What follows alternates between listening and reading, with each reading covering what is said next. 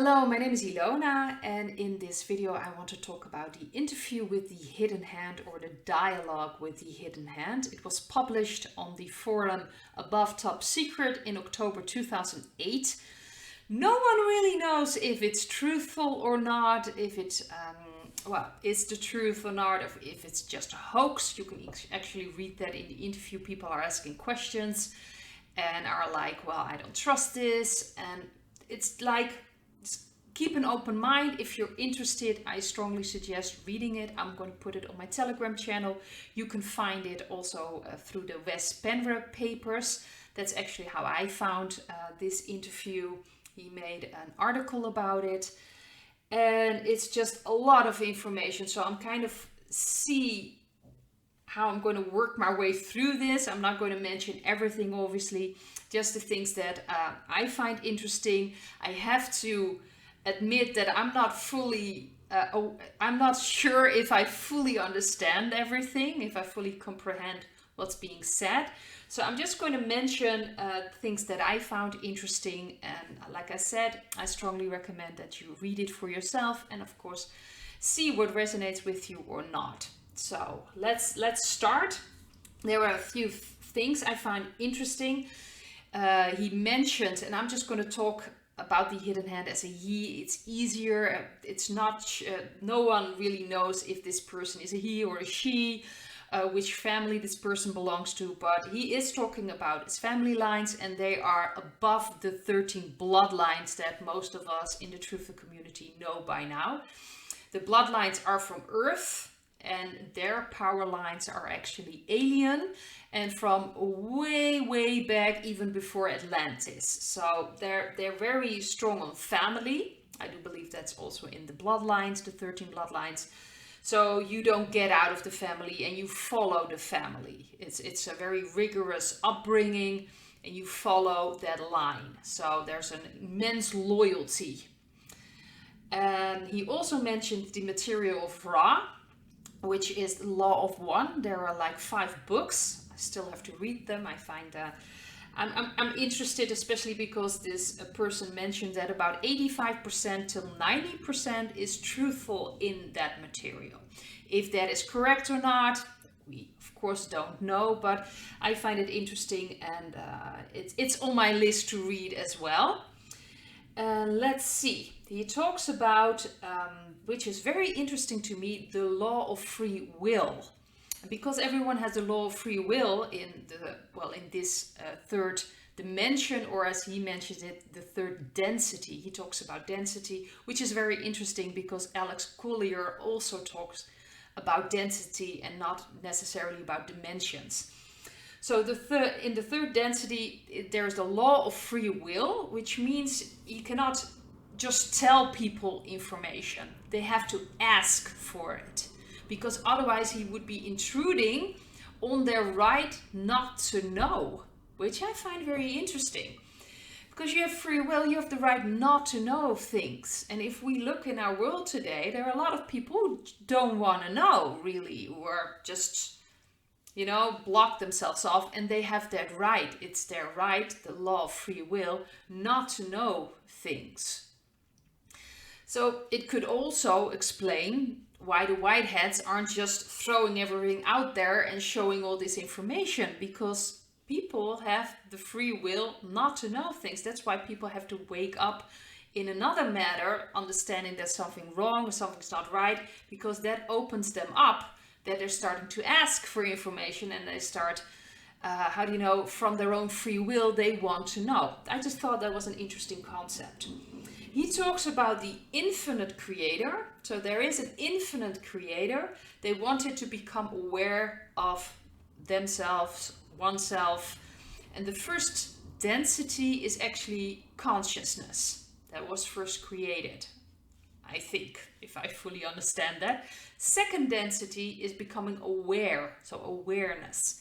And in the third density is becoming aware of yourself, of oneself.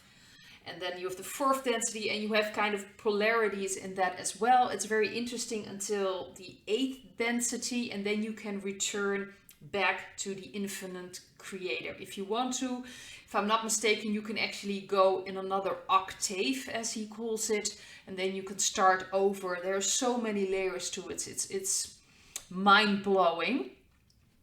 But in the third density, it's about becoming aware. And it's very, very interesting. He also mentioned that the infinite creator started creating other creators.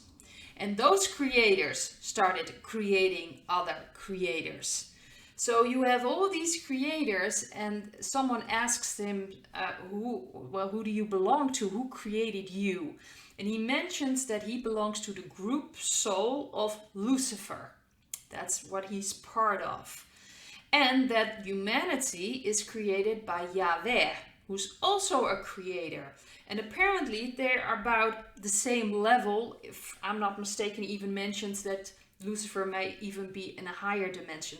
Lucifer, the group soul, or the souls that belong to the oversoul, as he calls it, from Lucifer, belong to the sixth density. So if you go from the sixth density, he explains you can, of course, go to the seventh density and then to the eighth density. So when you're in the seventh density or want to go to the seventh density, you have a choice.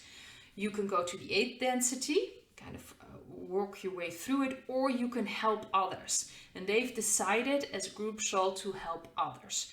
So Yahweh, that's actually how he calls the creator of humanity, created this beautiful paradise, but there was no free will.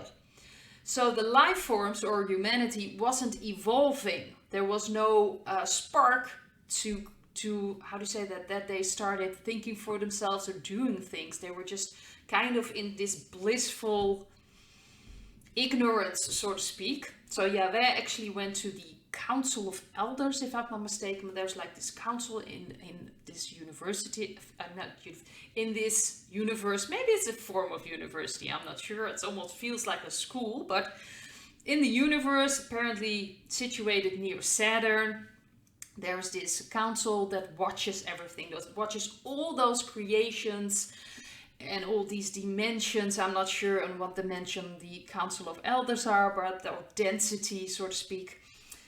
So much information, but Yahweh actually asked, what can I do? Because they're not evolving, and that actually is life itself. It's about evolving, about finding out who you are, so that even the smallest creation, so to speak, is connected to the infinite creator. We are all part of the infinite creator. And we need to start realizing that we are part so we can start creating ourselves. That's actually what's been given to us. That's the gift that we received from the infinite creator. At least that's what I understand from what this person is talking about, that we start creating again. But we have to become aware that we can create. So Yahweh had a problem. This is very interesting, and I'm not sure if I fully understand, but he talks about Yahweh as a representation also of humanity. So he is positive. This Yahweh creator is a positive creator, but he has tendency like humans do. We can be positive, but we can get angry, we can get frustrated, we can get all kinds of things, which fits with the Old Testament. If you truly read about Yahweh, that can be a very loving but also very angry God. So it's interesting that that's mentioned. But he asks, well, what can we do? So the group soul, Lucifer, actually they were asked to just take a look, what can we do here? And they were like, you should get free will in here. People should have choices in his creation, humanity. So Yahweh thought like, well, he wasn't agreeing completely with it, but he was like, okay, let's do this. So Lucifer came in, so the group soul came in, purposely to have a choice to create polarity, a very negative polarity. So people in the third density would be kind of forced to make a choice. But they were going to be service to self, which is the very negative polarity, or service to others, which is the positive polarity, the gratitude, so they can start getting to know each other, themselves and understanding that we're all connected. So what you do to someone else, you also do to yourself. Well, this happened, but Yahweh was convinced that the people would still follow him, and that didn't happen. So he actually got angry.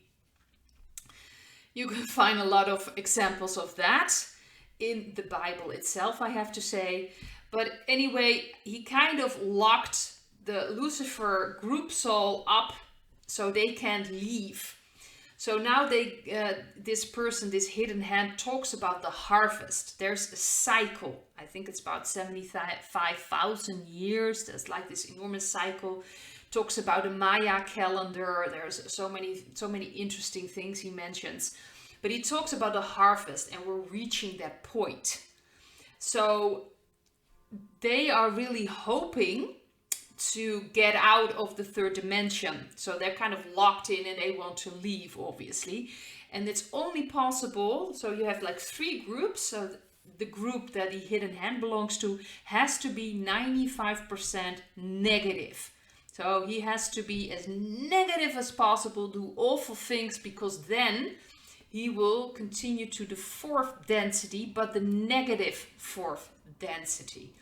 And in the 4th density, everyone that is 95% negative will be able to work through all the karmic baggage they've created in the 3rd density. So it's not anyone is getting away with anything. You'll have to face all these things. So if they actually go through that, they'll be able to go to the 6th density and then continue their journey. So they really need to be as awful as possible to reach that harvest. Then you have the second group, which is the people that are at least 51% positive. So they're more service to others instead of service to self. They will go to the 4th density, according to him, which sounds very much like the 5th dimension to me, but very positive, beautiful new world where there won't be as much negativity anymore. There will be some polarity, but a completely different than here in the 3rd density. So the people in the 4th density will go to this beautiful world if they are at least 51% positive. And then you have this group he calls lukewarm, like the group that hasn't, that's not like 95% negative.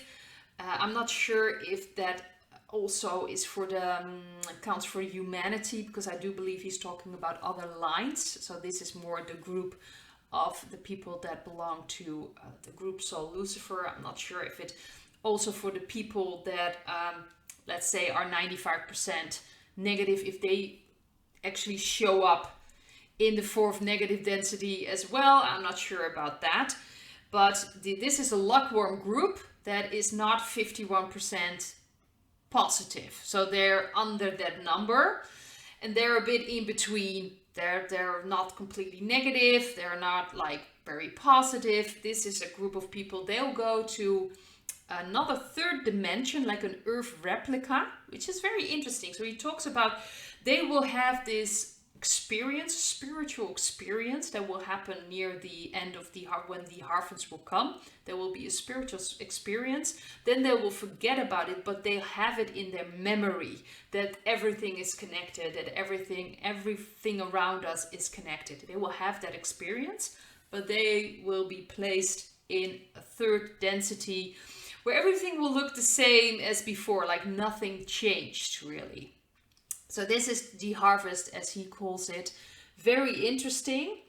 So what I'm getting out of the interview as well, first of all, we are really here to understand ourselves. So we are not responsible for other people, except for if we hurt or damage other people, because we will have to face those karmic decisions. We will have to face what we do. So it's very important to be grateful that we are here, to understand that we are all part of this infinite creator. And then he really talks about the infinite creator, not the other creators. He says that God's, or the concept of God, is also in a way man-made, just like religion. And we don't need to seek things outside of ourselves. It's inside ourselves. Our souls, according to him, do not need to be saved. We just need to be saved from our own ignorance. We need to understand who we truly are. So this game has to be as real as possible. That's why we forget about other lifetimes, other memories, because we truly have to play this game like it's real. But souls cannot die. You cannot be destroyed. The soul cannot be destroyed. So it's very important to understand that this is a game and it's about self-awareness, especially in the third density, becoming aware of yourself and understanding who you truly are and your connection to the infinite creator, and that you're here to become aware. So that's very interesting. He also mentions, don't listen to other people if it doesn't resonate with you. It's very important to follow your truth, and that's to be something I can relate to, because it's about finding your own truth. Just because someone says something doesn't mean it fits you or it resonates with you. That's why if there are people out there telling you that they have the plan, they know what's going to happen, you have to do this or that, you have to come work for them or whatever, see if it resonates with you, because it's not like they have more authority than you do. We have to stop looking for all these authorities outside of ourselves. We really have to tune into ourselves. That's so important. And I agree with that. That's something that's really truly what I do believe the Great Awakening is about. See what is your truth. Listen to people, read things, and then make up your own mind. Don't just follow people. Don't follow anyone for that matter. Just see what resonates with you. So I find that very interesting. Let's see if I've mentioned about everything. The harvest. Also, if the Lockworm group gets to another 3D replica Earth, there will be another group coming in to take the part of what the Lucifer group has been doing for so long. So there will be other group souls coming in. And let's see. I think I've kind of worked my way around what I wanted to talk about, what I wanted to mention. So the most important thing is that this has to feel real. That's why we do not have our memory of all the other things. But the more aware we become, the more memories will be open to us, and we will understand more and more our position and where we stand. So I want to leave it at this, and I hope to see you in another video. Bye.